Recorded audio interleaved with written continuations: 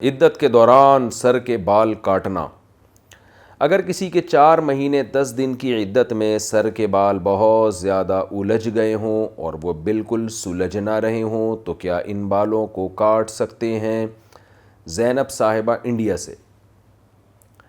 دیکھیے، قرآن و حدیث سے اور فقہا کے کلام سے جو بات پتہ چلتی ہے وہ یہ ہے کہ عدت کے دوران عورت کوئی ایسا کام نہیں کر سکتی جس کا زینت سے تعلق ہو، یعنی مزین ہونا، اٹریکٹیو بننا، یہ بالکل جائز نہیں ہے۔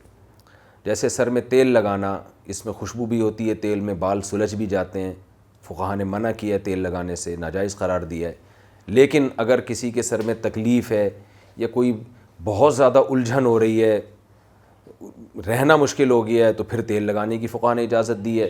تو پتہ چلا کہ ٹینشن سے بچنا، بیماری کی تکلیف کو دور کرنے کے لیے تو یہ کام جائز ہیں، زینت کے لیے جائز نہیں ہے۔ تو آپ نے یہ کہا کہ جی سر کے بال اتنے الجھ گئے ہیں کہ وہ سلجھ ہی نہیں رہے، تو اس لیے ان کو کاٹنا پڑ رہا ہے۔ تو اگر واقعی تکلیف دہ عمل ہو رہا ہے تو پھر جائز ہے، لیکن یہ بات میری سمجھ سے بالاتر ہے کہ اتنے کیسے الجھ گئے کہ سلجھنے کا نام ہی نہیں لے رہے۔ یہ کیسے ہو سکتا ہے؟ ہم نے تو بڑے بڑے بال والے آدمی بھی دیکھے ہیں، خواتین بھی، جن کے پاس بڑے بڑے بال ہوتے ہیں، لیکن بال کو سلجھنا کوئی مشکل کام نہیں ہے۔ بڑا والا برش خریدیں جس کے ایسے کھلے کھلے سے دندانے ہوتے ہیں، تو بال اس سے بڑے آرام سے سلجھ جاتے ہیں۔ یعنی یہ کوئی ایسا، میرے علم میں کوئی اتنے بڑے بال آج تک وجود میں نہیں آئے ہیں جن کا سلجھانا ہی ممکن نہ ہو، تو تھوڑی سی ٹینشن ہوگی۔ تو اس لیے عدت کے دوران بال نہ کاٹیں، کیونکہ آج کل بال کاٹنا ایک زینت کی علامت سمجھا جاتا ہے، اور فیشن کے طور پہ کاٹے جاتے ہیں بال۔ فساق و فجار سے اس میں مشابہت بھی ہے۔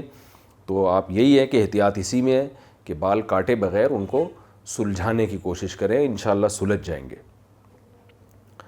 اچھا بھائی، جانور کی روح کہاں جاتی ہے؟ جانوروں کی روح مرنے کے بعد کدھر جاتی ہے؟ شیخ محمد انڈیا، پتہ نہیں جی کہاں جاتی ہے، جانوروں کے بارے میں میرے پاس ابھی تک کوئی ایسی رپورٹ ہے نہیں، اللہ ہی جانے کہاں جاتی ہے۔ اور ہمیں کرنا کیا ہے؟ وہ جہاں بھی جا رہی ہے ہمیں کیا کرنا ہے اس کا؟ ہم تو اپنی روح سے متعلق سوچیں، اپنی عملی زندگی سے متعلق سوچیں۔ آج ایک صاحب فجر کے بعد مجھے ملے، کہنے لگے قرآن مجید میں ٹوٹل آیتیں کتنی ہیں؟ مجھے پتا تھا 6666 یہ کچھ اس طرح قریب ہیں، کیونکہ آیتوں میں قرات مختلف قراتیں بھی ہیں نا، تو اس کے لحاظ سے بھی آیتوں میں کی تعداد میں فرق آتا ہے۔ لیکن میں نے ان کو جواب نہیں دیا، میں نے کہا پتہ نہیں جی کتنی ہیں، کیونکہ اور دنیا میں کم غم ہیں، آپ جو عملی زندگی سے جن کا تعلق ہے، اب آپ جنرل نالج کے سوال پوچھنا شروع کر دیں۔ تو کہنے لگے قرآن میں کتنی آیتیں؟ میں نے کہا جی پتہ نہیں کتنی آیتیں ہیں، مجھے یاد نہیں اس وقت۔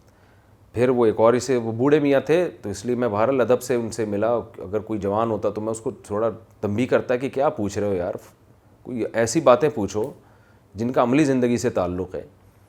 پھر پوچھنے لگے پتہ نہیں اسی طرح کہ قرآن میں وہ فلاں نے تو یہ کہا اتنی آیتیں ہیں، فلاں کہہ رہے اتنی آیتیں ہیں، فلاں کہہ رہے اتنی آیتیں۔ میں نے کہا فلاں نے پر گورنمنٹ نے کوئی پابندی نہیں لگائی، کوئی بھی کچھ بھی کہہ سکتا ہے، تو کرنا کیا ہے آپ نے؟ خیر میں ان سے معذرت کر کے پتلی گلی سے نکل گیا۔ تو یہی آپ کی بات ہے شیخ محمد صاحب، جانور کی روح پتہ نہیں کہاں جاتی۔